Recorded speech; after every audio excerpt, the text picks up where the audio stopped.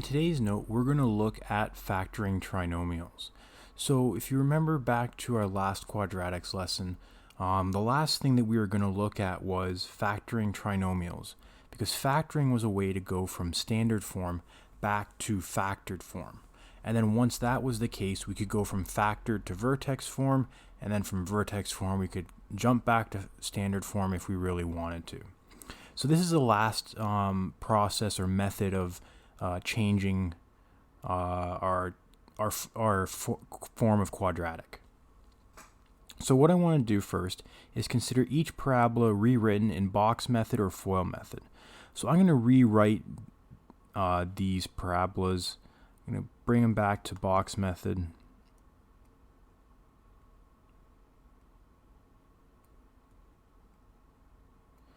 So I'm going to have x and x because I know I need to have x squared.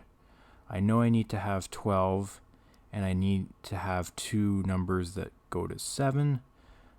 So 6, no, not 6, 4 and 3, because then I have 3x and 4x.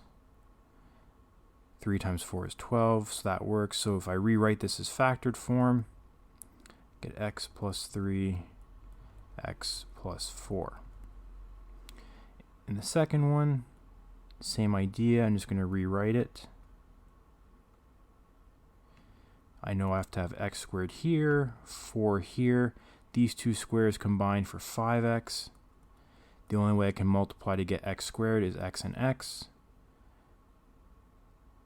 I'm going to have a 4 here and a 1 here. And my factored form will be y equals x plus 1 and x plus 4. Again, I am going through this quickly because I just wanted to get the boxes down, and then we're going to look for the connection in a second. And then our next one, first term is x squared, so that has to be this box.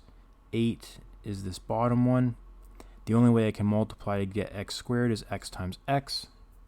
To multiply to get to 8, there are a couple options, but I do want to get to negative 6. So my options here are going to be negative 4 and negative 2. Because negative 2 times negative 4 is 8. Negative 2x and negative 4x is negative 6x. So my factored form is y equals x minus 2 times x minus 4.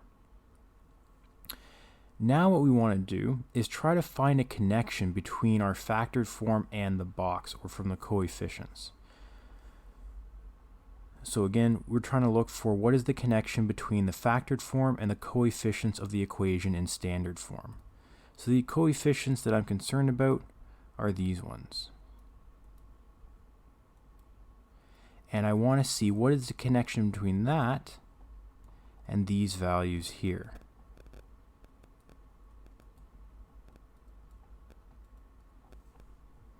And what we should see, or what we hope to see, is that the two values in factored form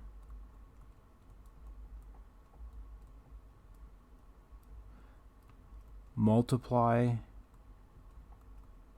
to give the constant, right, or this last term. So let's say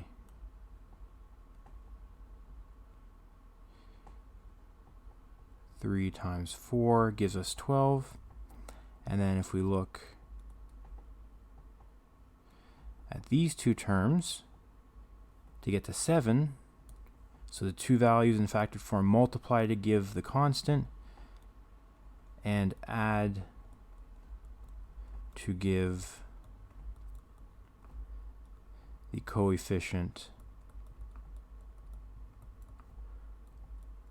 of x, or this middle value. So here we have 3 plus 4 equals 7. So that's the kind of pattern that we're looking at. The two numbers in our factored form have to multiply to give us our last term, and add to give us our middle term. So that's what we're looking for. That's the pattern that we're looking for to help us work backwards from standard form to factored form. So what we're going to do first is we want to write each equation in factored form. Or basically I'm going to factor this. And I'm going to use reverse box method for this example, or for these three examples. And it's basically just using the idea of the box method and plugging in what we know. Kind of what we had already done. So in standard form, y equals x squared plus 6x plus 5. I know that the x squared always came from this box. This last term came from this bottom box. And this middle term was a combination of these two boxes. So I know the only way to get x squared is x times x. Now I have a puzzle to kind of fill. I'm looking for two numbers that multiply to 5, but when I add them, I get 6. With 5, there's only two numbers that can multiply to 5. It's 5 and 1. So that means if I fill in the rest of this box, x times 5 is 5x, 1 times x is 1x. So these two diagonals do add up to that middle number. Right, so these two diagonals do add up to that middle number. And again, the last box here is that number. And we have this box here goes to that number. So now that I've filled in the box, I can look at the outside and I can see what my two brackets are going to be. In this case, it's going to be x plus 1 and x plus 5. So we're just using the idea of the box method to kind of work backwards with what we know, or what the two boxes we can fill in. And then once we work backwards, we should be able to get our two brackets that are on the outside, and that goes into our factored form. So in B, x squared has to be this top box, minus 8 is going to be this bottom box. I know I have to have two x's first. That's the only way I can get x squared. Now I'm looking for two boxes that give me negative 2. But again, these two spots have to multiply to give me negative 8. Right, so think about what two numbers multiply to negative 8. Well, you have negative 8 and 1. So let's try that. Negative 8 and 1. And if I had negative 8x and 1x, do those two add to negative 2? No, they don't. So I got to think of two different numbers. And if we keep on trying with it, I have negative 4 and positive 2. So if I fill in these boxes, then 2x, negative 4x, these two add to negative 2x, the negative 4 and the 2 multiply to negative 8, so these end up being what my two brackets are going to be. So my factored form is going to be y equals x plus 2 times x minus 4. Right, just taking these two outside parts. C, again, same thing. I'm going to start my box. X squared is in the first term, negative 10 is in the second, or this bottom one. I know I have to have two x's here. So now I'm trying to think of what two numbers add to give me negative 3, but they also have to multiply to negative 10. So if we think about the numbers that multiply to negative 10, we have negative 10 and 1. But again, when added together, they don't give me positive 3, so I have to think of another number, or another set of numbers. The only other numbers that multiply to 10 are 5 and 2. One of them has to be negative, but in order to add to positive 3, the 2 has to be negative. So if I want to fill in the rest of this table, negative 2x, 5x, these two do add to positive 3. They also multiply to negative 10. So these are the two correct numbers. Now I just have to take the two sides and put each side into a bracket. So x minus 2 and x plus 5. And now that's my factored form. And again, we can review our note on factored form to let us know, again, what key information we're given, particularly the x-intercepts. And then if we wanted to, we can find the y-intercept, or the vertex from that. Another method that we're going to look at is the product and sum method. So this is just a more straightforward, I'd say, analytical way of doing it. The box method was kind of looking for patterns and using the idea of the box method in general. But the idea of product and sum is that I'm looking for two numbers that multiply or give me a product of the last number, or 12 in this case, and two numbers that add or give me a sum of the middle number, or 4. Actually, let me color code this. So they're multiplying or to give me a product of -12. They're adding to give me a sum of the middle number, or 4. So I'm looking for two numbers that multiply to give me -12 and add to give me 4. And if we think about it, we have +6 and -2. So once I find those two numbers, they just go into brackets with x. So I end up with x plus 6, and I have x minus 2. And that's my factored form.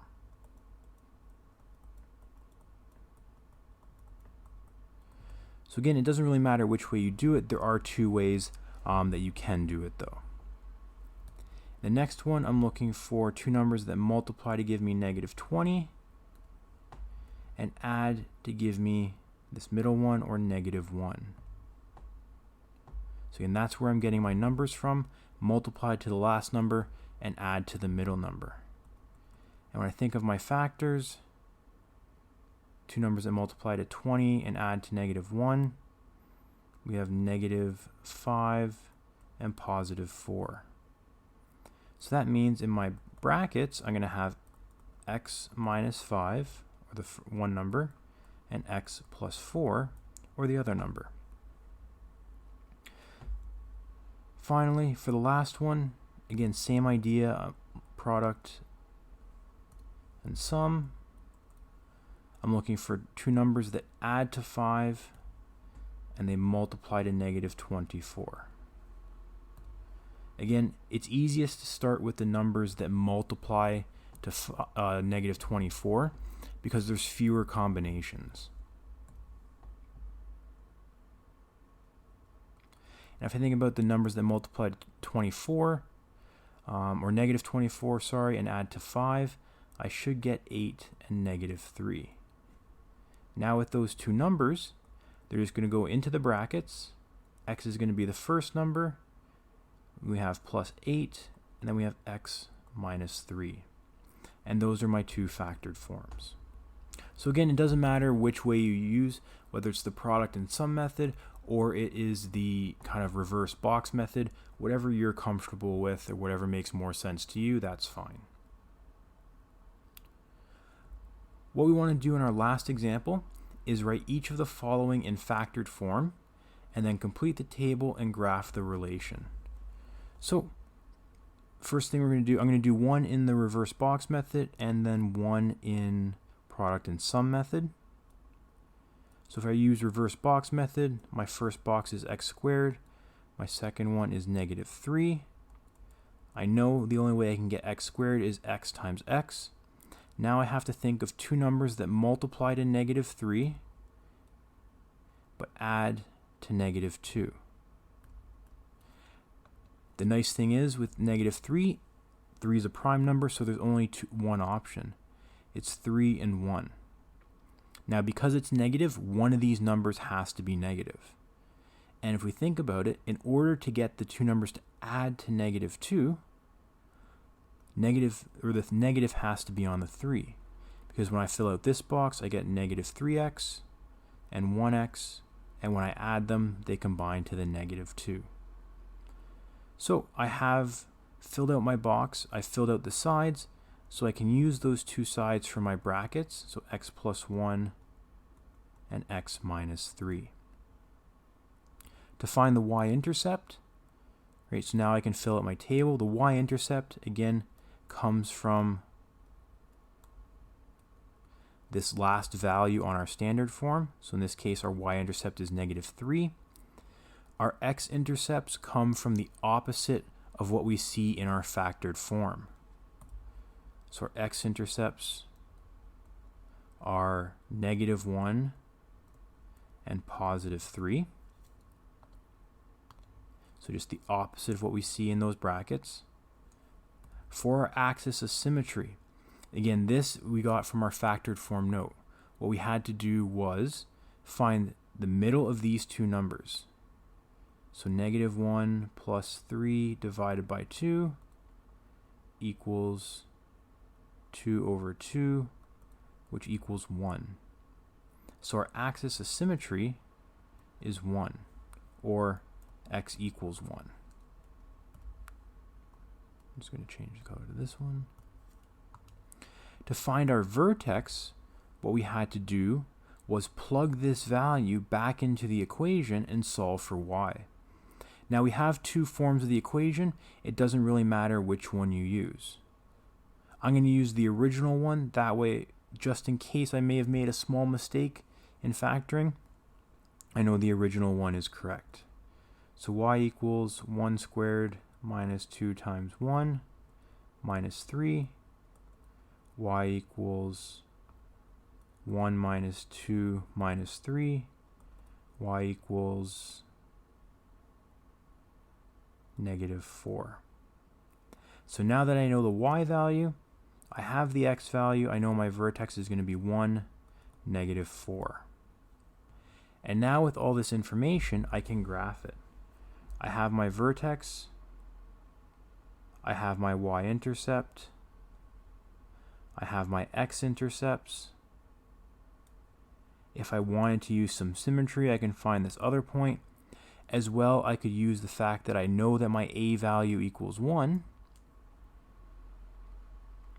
to use it and make the step pattern, because that over 1 up 1, over 1 up 3, over 1 up 5 will get my two other points, and I just connect all the dots. And there's my quadratic, or my parabola. In example B, I'm going to use the product and sum method. So I'm looking for two numbers that add to 6 and two numbers that multiply to 5.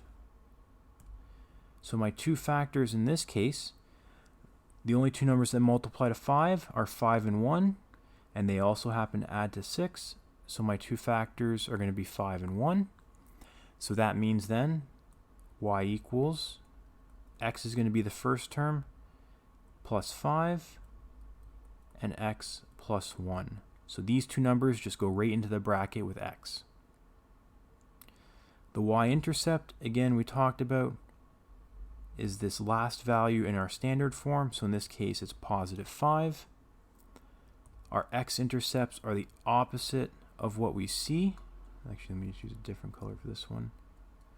Opposite of what we see in the brackets. So -5 and -1.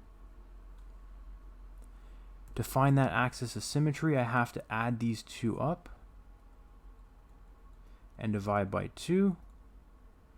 I should get -6 over 2, or -3. So my axis of symmetry is x equals -3. And then to find the vertex, I have to take this x value, plug it back into the equation, and solve. So I'll do it this way using the factored form. So -3 plus 5, -3 plus 1, y equals 2 times -2, y equals -4. So in this case, our vertex is going to be -3, -4. taking the x value from the axis of symmetry and the y value that I found by plugging it back in. So now I have enough information, or I have enough points to fully graph. My vertex, -3, -4. My y-intercept is up at 5. My x-intercept is at -5 and -1. Again, looking at the equation, I could tell that my a value is 1, so I can also use the step pattern to help me find that first point, which was just at a step of 1.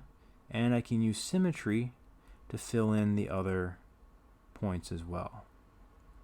I'm going to connect all my dots, and there we go.